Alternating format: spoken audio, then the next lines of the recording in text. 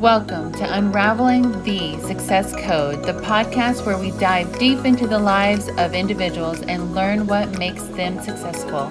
I am your host, Kimberly Johnson, a producing branch manager myself. I love to hear from my peers on what their definition of success is. This is where you will gain valuable knowledge, learn from the best, and unlock your personal success. Welcome to Unraveling the Success Code. So today we have Jerry Allen. He is a realtor in the Dallas area. Now, Jerry, would you walk us through a little bit of your background, how you got started in real estate? And then, Go ahead. go ahead. No, go ahead. No, actually happened kind of accidentally. I was managing a conference center for the city, and there was a group that met there once a month. It was a big Keller Williams group, and I was like, okay, a bunch of people come on over here with red shirts, going crazy. And I didn't pay them much attention. Then a friend of mine had joined them, and he was a cowboy, and I said, "So Pete, what's going on with this?" He goes, "Well, I mean, it's pretty cool. I mean, I was a horse trader for a long time. It's not much different. It's just, you're selling houses instead of horses, and." And I said, "Well, are you doing okay?" He's going, "Yeah, I'm making money and having a great time." I was like, "Okay." Put that in my pipe to smoke it. And so fast forward a couple of months, and while I'm working, I start having a numb feeling in my face. And so I start thinking, this is not good. I think I'm having a stroke. It blew it off for that day, and then it came back again a couple of days later. And I wound up going to the hospital, and I went to the hospital, and they ran a bunch of tests and everything like that. Says, "Yeah, well, physically you're okay, but your job's killing you." And so I said, "Oh, that's not good, because this is about the only thing I can do," and it was making decent money. But my wife had gone to a Keller Williams thing, and she had said, "Hey, why don't you come over here and check out the numbers with me?" So I went to her thing and checked out the numbers. I was like, "Well, that makes sense. It could probably happen, but I'll never do it because I'm working for the city, making a steady paycheck." Well, then they come down and say, "Well, your job's killing you." Suddenly, I turned 60. They send me a note, and it says, you've been here long enough to be able to retire, and you haven't taken a sick day in 8 years, so you get all that money." And I'm like, "Okay, there's my 6 months that I need for my cash flow. And then you can have a partial lump sum retirement." Okay, what does that look like? Well, it was enough to pay off my debts. I'm good. Okay, well, the debts are paid off, 6 months cash flow, job's killing me. God's telling me it's time to go. So I said, Yeah. "All right, cool." Pulled the trigger, went on it. My wife was going, "Are you crazy? Did you just go nuts?" I Oh, said, "Hey, that's you right. had me come to your thing." And I have never looked back, and it's never been better. And that was at Awesome. 60. I love that. Yes. That is such a leap of faith too, to go from, the steady paycheck to the commission. I know that's already a little bit terrifying for a lot of people. So amazing that you did that. Well, I'd Did been your a wife musician join my whole in? life. Oh, sorry, Oh, go yeah. ahead. I'd been a musician my whole life, so I'd always been going gig to gig to gig, and sometimes you Mm. don't know if you're going to have one or anything like that. But yeah, she was scared to death. I was like, "Hey, God's always taken care of me, and I've always had faith in him. He's not going to let us down." And she was going, Amen. "Yeah, but she was a bank accountant person, so she's looking at she's our CFO." So Yeah. so yeah, she's I going, "Yeah, that's not good." I heard the best analysis one time of fear or what seems scary. You look out and this massive lake in front of you, and when you step into it, it's really only a couple inches deep and you can just walk through. So it's always that taking that first step of faith or leap into something new that can be so scary. And then when you get out there, you're like, oh, wait, okay, this isn't that bad. I got this. Well, I love that. That's awesome. So what would be, we talked about your pivotal moments or your decisions that shaped your career path, but what do you think excelled you to being a top agent? What are some of those non-negotiables that you do every day? Well, you have to get up and lead generate, and Yeah. one way or another. It doesn't have to be getting up and cold calling or anything like that. But if you don't practice your lead generation at least every day for a certain amount of time, doesn't have to be the same hours, um, you're failing, because really that's your first job. And that was what I learned right when I got into KW. They said, "Hey, Gary says your lead generation is your job. That's what you do. The rest Mhm. comes from, and it's true, so that is important. But lead generation can come in a whole bunch of different forms, and it does. Do you time block? I do. I, Yeah, it's on my calendar, like time block for this. I was like, okay, I've got that time block and I've got something else ahead of it. And a guy wants to cancel the thing that we had right in the middle of it and move it to there. I said, nope, sorry, I can't do it. Time is blocked. So those are non-negotiables. Then you have to have, Sundays are not negotiable for me.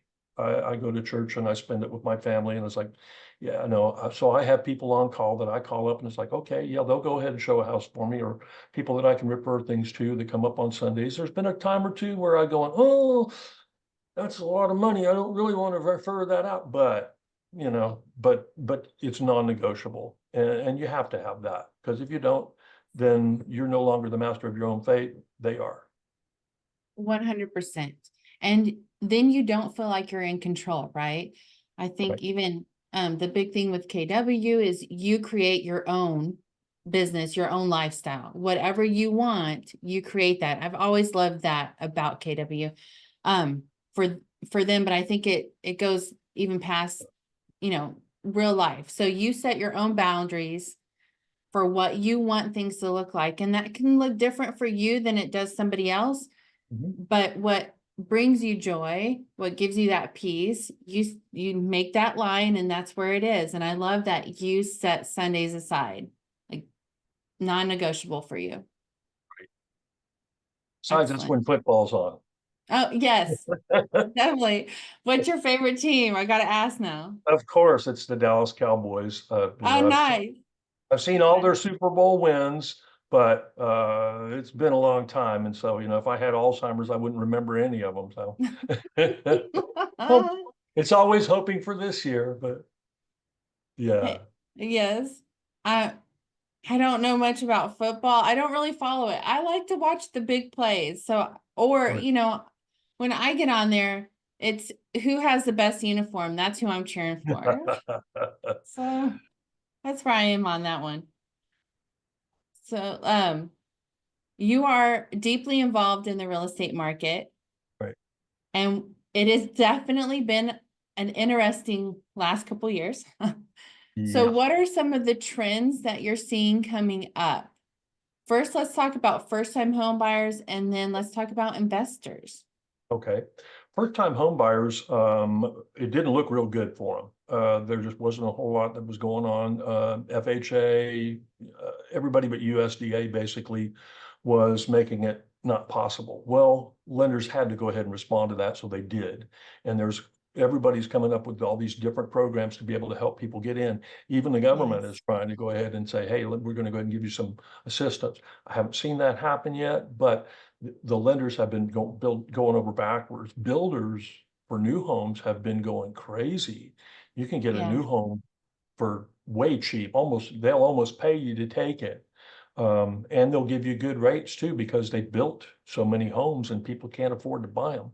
So for first-time home buyers, it has been tough. But it's fixing to get a whole lot better. I think the dam's going to break for them. And if you consider, people think, oh, I can't get a new home. They cost too much. Nah, you can get a new home. Why not get a new home? It's going to last you until you can afford the next one. Now, for investors, if you have cash, you're in great shape. If you can go ahead and get hard money loans, you're in great shape too, because a lot of people are needing to sell. We are starting to see an increase in defaults, and so people have to sell. And Mm. that always happens. There's always that. So people have to do that. So it's really not a bad market if you have cash or you have ready cash to be able to go ahead and buy. I get probably 3 times as many calls from investors as I do from first-time home buyers right now.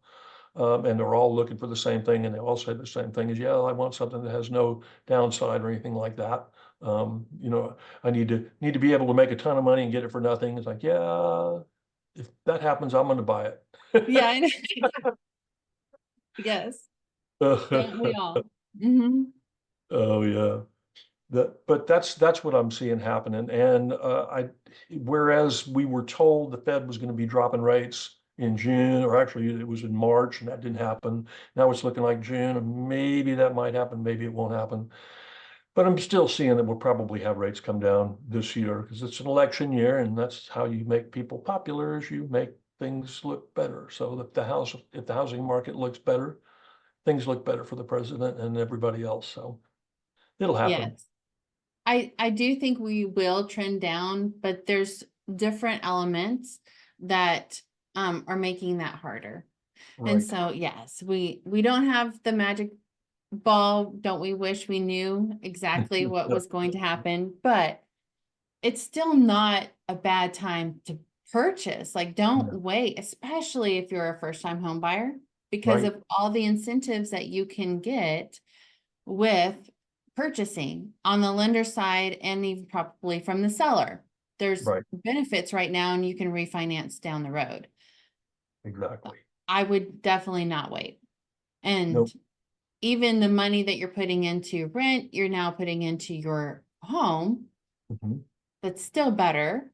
It's still a better option. And grants and down payment assistance, there's, like you said, government, there's all kinds of help for Right. first-time home buyers, for sure. Yeah, there's not any excuse not to go ahead and buy right now. The rates, I bought my first house, it was 7.5% interest on a VA loan, and that was a good rate. And so Yes. 2 years later, it was down at 5.5, and I refinanced it at 15 years and paid it off quickly. Nice. It's not gonna, you marry the house, not the rate. Yes, exactly. I think our first house was 8.25%. And Gotcha. same thing. We thought we were great. We thought we had made it.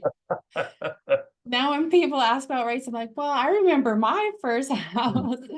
Uh, different times though. Oh, So yeah. Well, they should have you, believed us when we told them that it was an historically low rate. yes, I know everybody's trying to hold out for them now again. I'm like, I don't Yeah, know. not gonna happen again in our lifetime. Probably Yeah. not. Now you do specialize in global luxury. What does that mean? What are Okay. you? Mhm. I grew up in Spain and Taiwan. I Nice. speak Castilian Spanish, not well, but enough to get by.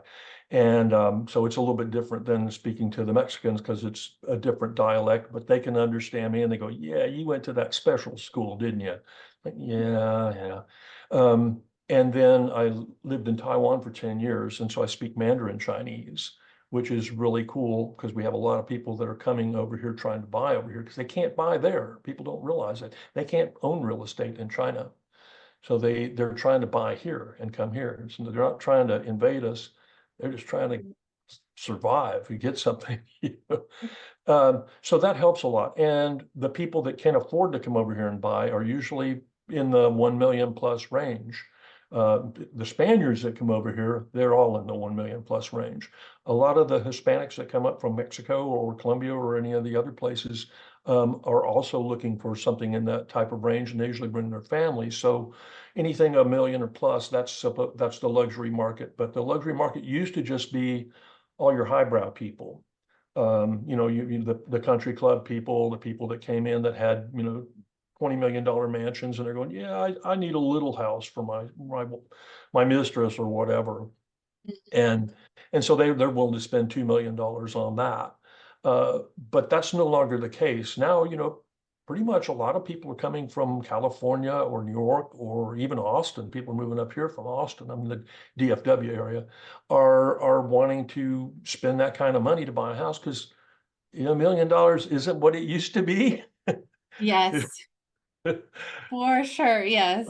you know, uh, but they put their clothes on the same way we do.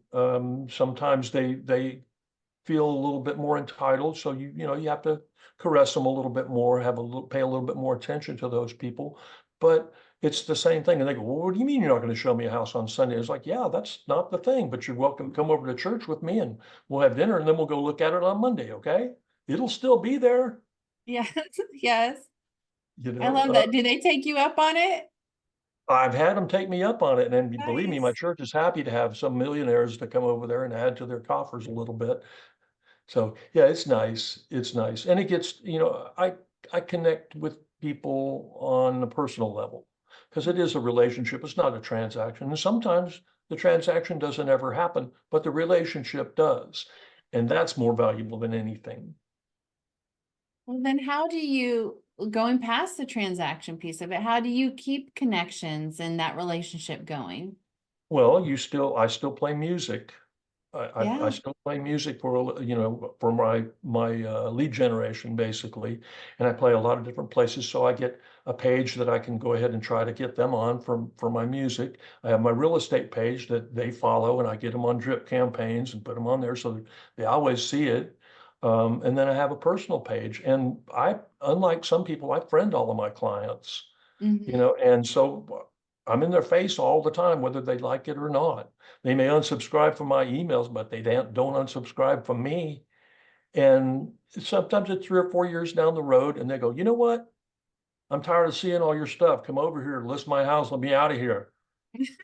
Okay, sounds Yeah, good. you're like, Or their son comes in, or their grandkids come in, or like one client I had, he sold the same house 3 times. And it was a $2 million house. I was like, okay, that works. And we yeah, have wine parties together. We come over, drink wine, have pizzas, watch football games. Even if we're not on the same page as far as the team we like, doesn't matter. It's a relationship. And it's just like going out to the club with a friend, or going over and have dinner with a friend. That's what we do. And if we happen to talk about real estate, great. We don't, not a big deal. It's dinner with a friend. You got to eat and you got to have right. friends.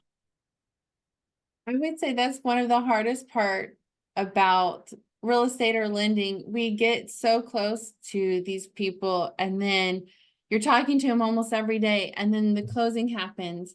And I always make sure this is not the end. Mhm. This is not the end. I want to keep having conversations with you. And a lot of times we do, we'll get coffee or lunch or keep the connection on social media, because you grow and you have those connections. Now you want to keep it. You enjoy these people. Right. I mean, we built a relationship. You don't just go ahead and say, okay, fine, I got paid, we're done. Right. No. Mm-mm. Yeah, that's not a relationship. That's a transaction. I think that's where it's so important for people to find the right team Mhm. that knows it's not just a transaction to you.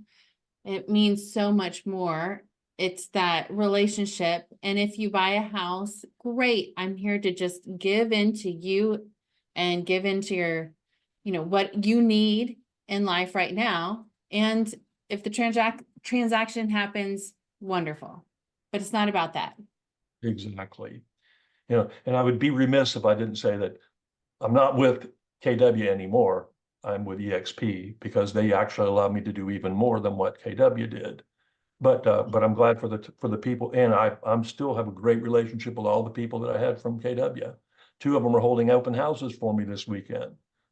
Hey, nice. Oh, Yeah. yeah. Yeah, and I'm Network connection. closing Yeah. a referral that happened from a KW agent. She could have gave it to their agents, but she gave it to me because we have a relationship.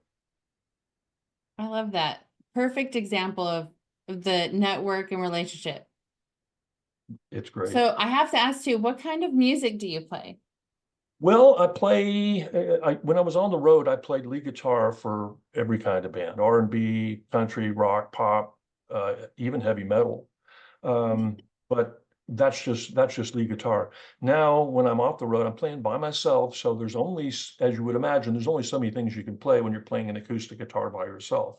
I tend to stretch that out a lot. I play pop, oldies, to me, it's like, oh yeah, these are my favorite songs from yesterday. I'm going, yeah, that was 50 years ago, dude. But things that everybody else would say golden oldies or classics and stuff like that. Classic country, classic pop, classic rock. Every time I play something, people go, "Oh, I haven't heard that song in forever. I love that song." Or that was a song my grandma liked, or my mom liked, or they like it again, the same Yes, song. Yeah, because it's all coming back. it is. But yeah, everything, a little bit of everything. I don't play too loud, but I'm a studio engineer, so I play real full. So you don't really miss the fact that there's not a band. Plus, there are singers that play guitar, and there's guitar players that sing. I'm the latter of the two. I'm a good guitar player, and I sing passably well. Yes, we'll have to go find you. I'll make sure to plug in so everybody can see Oh yeah, please where do. those links are. And then I love asking, because to every person, it's an individual um, feeling or focus. And what does success mean to you? Okay. Success to me is when I don't have to look over my shoulder to see who's coming up behind me because I don't really care and I'm not really worried about it. Um, and I can go ahead and define what I want to do within the next foreseeable future.